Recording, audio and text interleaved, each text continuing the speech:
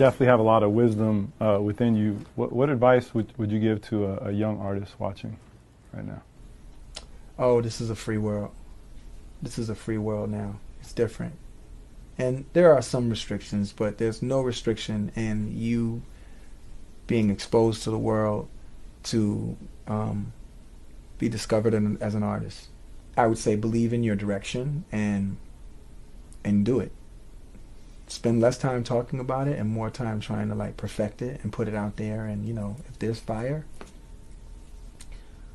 the kids will sniff it out. They always do, and they'll turn you all the way up if they feel like that's where you belong. That's all. So all you have to do is be true to your craft, and they see that. When they see you going inward and being proud of who you are and what you are, and you know there's some good intention, they're gonna support you. Putting up shots. I'm telling you niggas, y'all see that follow through, bro. I mean, this shit, like, I'm fucking wet. I'm fucking butter. You know what I mean? I wish we had phones back then so you niggas could have seen me, nigga, when I was in college hooping at the Hyper and SRSC. Any of my IU niggas in here, don't come in these comments talking shit, because I cooked all you niggas. Everybody.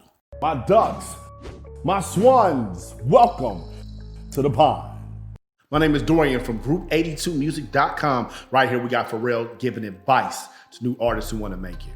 What'd he say? Put the shit out. He made it very simple. Stop fucking talking and just put the shit out.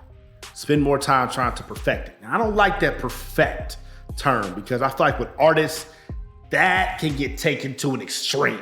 Y'all be working on something for 6, 8, 9 months, nigga, try to perfect some shit. Nothing's gonna be perfect. You gotta put the stuff out. Stop talking about it and do it. There's been this rise of entrepreneurship because of COVID and everything that's going on, which is great. I love it. And I've got invited to so many mastermind groups and meetings, and we're gonna meet in the barbershop and do this and all that stuff. And I always turn them things down. And I don't turn them down to be disrespectful to the people that invite me. I appreciate the fact that they want my opinion when it comes to social change and especially with business and entrepreneurship. But the reason I turn that shit down, because I ain't with all that talking shit. I'm not with it. Every time I've been involved with some of them groups, niggas just talk and talk and talk, and everybody gets this dopamine high, or maybe it's serotonin, I don't know, because we're talking about all these ideas, we're gonna do this and it's gonna change the world, and the next day, what happens? Nothing. Next week, what happens? Nothing. And 6 months from now, niggas in the same spot they was when they had that fucking meeting. Stop talking and just do it. I'm doing my shit. I'm building Group 82. You do your shit. You build your barbershop up. Everybody builds their own shit.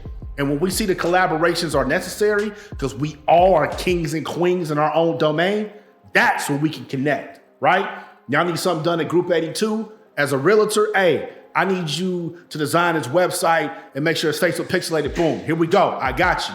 Or hey man, shit, I'm looking for a new crib. Boom, I got you. Because I know that you are a king or a queen in that domain. That's why I don't be talking. I only fuck with people that's about that business. And you're gonna see real quick who's about that business. Another story.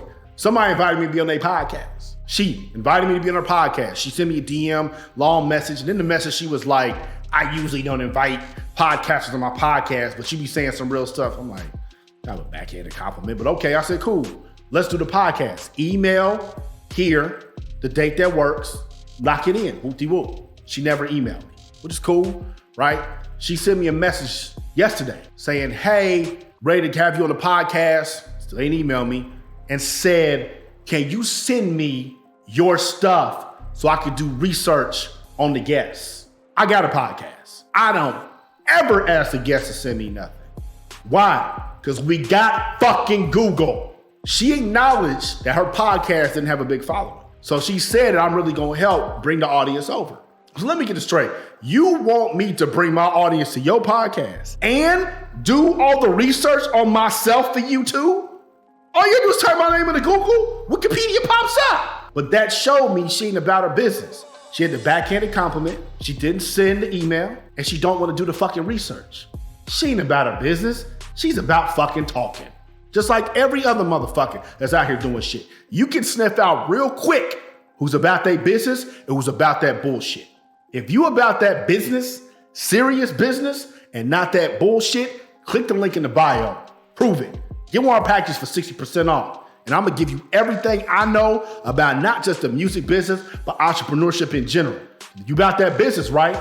If you don't click and you don't buy, Nigga, you on that bullshit. I'm out the pod. Y'all stay true.